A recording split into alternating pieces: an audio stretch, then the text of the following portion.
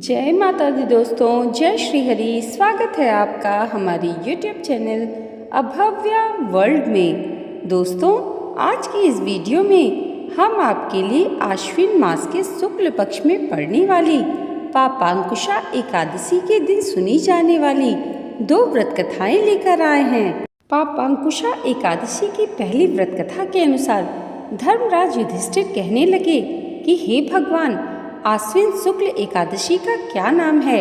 अब आप कृपा करके इसकी विधि तथा फल कहिए।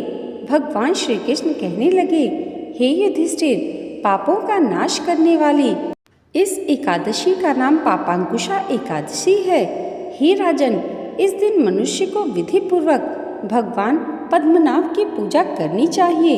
यह एकादशी मनुष्य को मनोवांछित फल देकर स्वर्ग को प्राप्त कराने वाली है। मनुष्य को बहुत दिनों तक कठोर तपस्या से जो फल मिलता है, वह फल भगवान गरुड़ ध्वज को नमस्कार करने से प्राप्त हो जाता है। जो मनुष्य अज्ञानवश अनेक प्रकार के पाप करते हैं परंतु हरि को नमस्कार करते हैं, वे नरक में नहीं जाते। विष्णु के नाम के कीर्तन मात्र से संसार के सब तीर्थों के पुण्य का फल मिल जाता है। जो मनुष्य शार्क धनुषधारी भगवान विष्णु की शरण में जाते हैं, उन्हें कभी भी यम यातना भोगनी नहीं पड़ती। जो मनुष्य वैष्णव होकर शिव की और शैव होकर विष्णु की निंदा करते हैं, वे अश्व नरक वासी होते हैं। सहस्त्रों वाजपेय और अश्वमेध यज्ञों से जो फल प्राप्त होता है, वह एकादशी व्रत के 16वें भाग के बराबर भी नहीं होता है। संसार में एकादशी के बराबर कोई पुण्य नहीं है। इसके बराबर पवित्र तीनों लोकों में कुछ भी नहीं है। इस एकादशी के बराबर कोई व्रत नहीं। जब तक मनुष्य पद्मनाभ की एकादशी का व्रत नहीं करते, तब तक उनकी देह में पाप वास कर सकते हैं। हे राजेंद्र, यह एकादशी स्वर्ग, मोक्ष, आरोग्यता, सुंदर स्त्री तथा अन्न धन देने वाली है। एकादशी के व्रत के बराबर गंगा, गया, काशी, कुरुक्षेत्र और पुष्कर भी पुण्यवान नहीं है।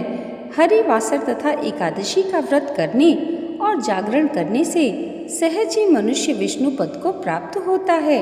हे युधिष्ठिर, इस व्रत के करने वाले 10 पीढ़ी मातृपक्ष, 10 पीढ़ी पितृपक्ष, 10 पीढ़ी स्त्री पक्ष तथा 10 पीढ़ी मित्र पक्ष का उद्धार कर देते हैं। वे दिव्य देह धारण कर चतुर्भुज रूप हो, पीताम्बर पहने और हाथ में माला लेकर गरुड़ पर चढ़कर विष्णु लोक को जाते हैं। हे नृपोत्तम, बाल्यावस्था, युवावस्था और वृद्धावस्था में इस व्रत को करने से पापी मनुष्य भी दुर्गति को प्राप्त न होकर संतति को प्राप्त होते हैं। अश्विन मास के शुक्ल पक्ष की इस पापांकुशा एकादशी का व्रत जो मनुष्य करते हैं, वे अंत समय में हरिलोक को प्राप्त होते हैं तथा समस्त पापों से मुक्त हो जाते हैं। सोना, तिल, भूमि, गौ, अन्न, जल, छतरी तथा जूते दान करने से मनुष्य यमराज को नहीं देखता। जो मनुष्य किसी प्रकार के पुण्य कर्म किए बिना जीवन के दिन व्यतीत करता है, वह लोहार की भट्टी की तरह सांस लेता हुआ निर्जीव के समान ही है। निर्धन मनुष्यों को भी अपनी शक्ति के अनुसार दान करना चाहिए तथा धनवानों को सरोवर, बाग, मकान आदि बनवाकर दान करना चाहिए। ऐसे मनुष्यों को यम का द्वार नहीं देखना पड़ता तथा संसार में दीर्घायु होकर धनाढ्य, कुलीन और रोग रहित रहते हैं। भगवान श्री कृष्ण ने कहा, हे राजन, जो आपने मुझसे पूछा वह सब मैंने आपको बतलाया। अब आपकी और क्या सुनने की इच्छा है? यहाँ पर पापांकुशा एकादशी की पहली व्रत कथा समाप्त होती है। दोस्तों, आइए भगवान श्री हरि का ध्यान करते हुए सुनते हैं पापांकुशा एकादशी की दूसरी व्रत कथा। प्राचीन समय में विंध्य पर्वत पर क्रोधन नामक एक बहेलिया रहता था। वह बड़ा क्रूर था। उसका सारा जीवन हिंसा, लूटपाट, मद्यपान और गलत संगति, पाप कर्मों में बीता। जब उसका अंतिम समय आया, तब यमराज के दूत बहेलिये को लेने आए और यमदूत ने बहेलिये से कहा कि कल तुम्हारे जीवन का अंतिम दिन है, हम तुम्हें कल लेने आएंगे।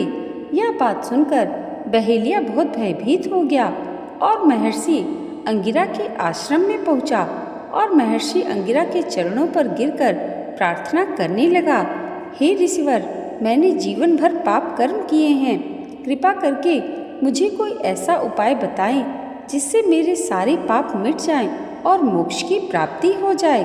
उसके निवेदन पर महर्षि अंगिरा ने उसे आश्विन शुक्ल की पापांकुशा एकादशी का विधि पूर्वक व्रत करने को कहा।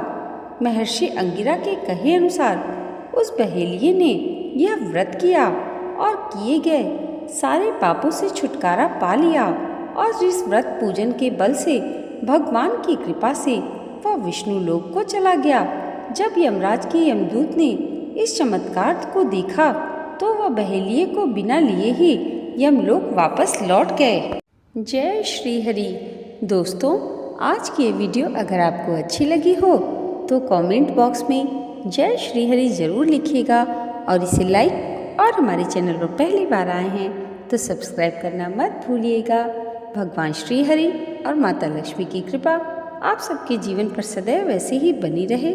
इसी मंगल कामना के साथ मिलते हैं अगले वीडियो में। तब तक के लिए जय माता दी, जय श्री हरि।